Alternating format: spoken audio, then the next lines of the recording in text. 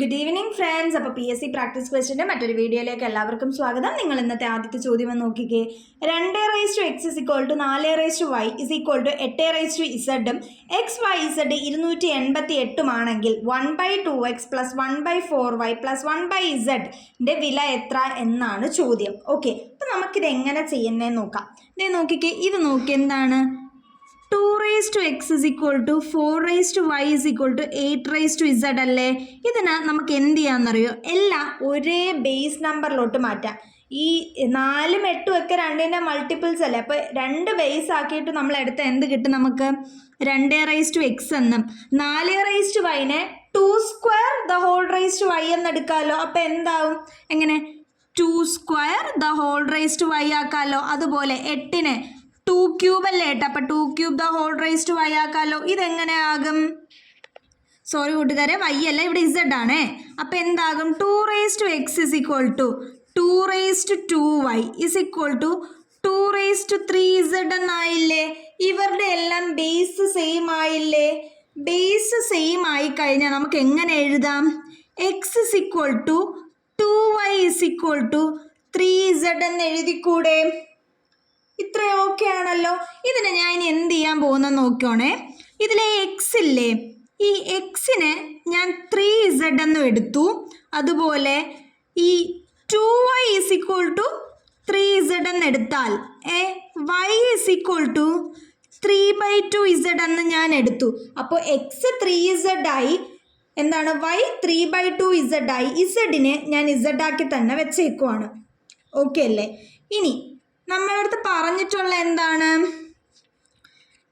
X Y Z എന്ന് പറയുന്നത് 288 എന്നാണല്ലേ.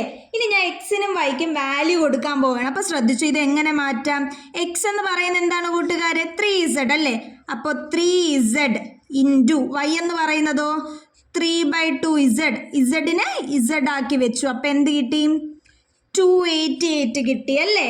അപ്പോൾ ഇതെങ്ങനെ വരും കൂട്ടുകാരെ? ഇനി നോക്കിക്കേ, 3z × 3z × z എങ്ങനെ? 9z³ അല്ലേ. 3z ഉള്ളതുകൊണ്ട് ക്യൂബ്. അപ്പോൾ 9z³ ഡിനോമിനേറ്ററിൽ ആരുണ്ട്? 2 ഉണ്ടല്ലേ. /2 എന്ന് പറയുന്നത് എത്രയാണ്? 288 ആയി അല്ലേ.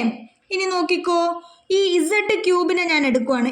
z³ ഞാൻ എടുത്തപ്പോൾ എങ്ങനെ വന്നു? 288 ഇൻറ്റു ഇവിടുത്തെ 2 ഇപ്പുറത്തോട്ട് പോയപ്പോൾ ഇൻറ്റു 2/9. അപ്പോൾ z³ = 288 × 2/9 ആയില്ലേ. ഞാൻ 9 കൊണ്ട് ക്യാൻസൽ ചെയ്യപ്പോൾ എനിക്ക് എന്ത് കിട്ടി? 32 എന്ന് കിട്ടി. 288 ഡിവൈഡഡ് ബൈ 9 എന്ന് പറയുമ്പോൾ 32 ആണ്. അപ്പോൾ 32 × 2 എത്രയാണ് കൂട്ടുകാരെ? എല്ലാവർക്കും അറിയാം, 64 ആണല്ലേ. അപ്പം എന്ത് കിട്ടി? z³ 64 എന്ന് കിട്ടി. അപ്പോൾ z³ 64 ആണെങ്കിൽ നമുക്ക് എന്താണ്? z എത്രയാണ് കൂട്ടുകാരെ? z എന്ന് പറയുന്ന 4 ആണെന്ന് കിട്ടി അല്ലേ. അപ്പോൾ z³ 64 ആകുമ്പോൾ z എന്താണ്? 4 ആണ്. ഓക്കെ ആണല്ലോ. ഇനി നമുക്ക് തിരിച്ച് നമ്മുടെ എക്സ് വൈ യുടെയൊക്കെ വാല്യൂ കണ്ടുപിടിക്കാം. അപ്പോൾ എക്സ് ഞാൻ പറഞ്ഞു എന്താണ്? 3z ആണല്ലേ.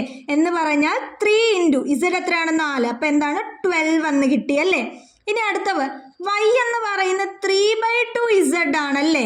അതായത് 3/2 ഇൻറ്റു z 4 ആണ്. ദേ 2 കൊണ്ട് ക്യാൻസൽ ചെയ്യപ്പോൾ 2, 3 × 2 6. അപ്പോൾ y 6 ആണെന്ന് കിട്ടി. ഇനി z-ൻ്റെ വാല്യൂ നമുക്ക് നേരത്തെ കിട്ടിയെന്നാണ് 4. അപ്പോൾ എന്താണ്? z 4, ദേ y എന്ന് പറയുന്ന 6, x എന്ന് പറയുന്ന 12 കിട്ടിയല്ലേ. ഇനി നമുക്ക് കണ്ടുപിടിക്കാനുള്ള ആരാണ് കൂട്ടുകാരെ? 1/2x + 1/4y + 1/z അല്ലേ.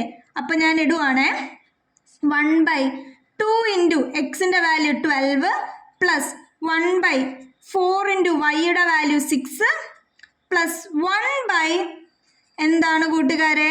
z-ൻ്റെ വാല്യൂ 4 ആണ്. ഓക്കെ അല്ലേ? അപ്പോൾ ഓക്കെ അല്ലേ കൂട്ടി? ഇനി നമ്മൾ ചെയ്യപ്പോൾ എന്ത് ചെയ്യും നോക്കിയേ. 12 × 2 24. അപ്പോൾ 1/24 പ്ലസ് 4 × 6 24 അല്ലേ. 1/24 പ്ലസ് അടുത്ത 1/4 അല്ലേ. ഇനി 24ഉം 24ഉം 4ഉം LCM എടുക്കുമ്പോൾ നമുക്ക് എന്ത് കിട്ടും? 24 കിട്ടും അല്ലേ. അപ്പോൾ ദേ 24 LCM കിട്ടിയാൽ ഇവിടെ 24. അപ്പോൾ 1 പ്ലസ് 1 പ്ലസ് 4 ഇൻറ്റു 6 24. അപ്പോൾ ഇവിടെ എന്ത് വരും? 6 വരും അല്ലേ? 6. അപ്പോൾ എന്ത് കിട്ടി? 2 പ്ലസ് 6 8. 8/24 എന്ന് കിട്ടി അല്ലേ?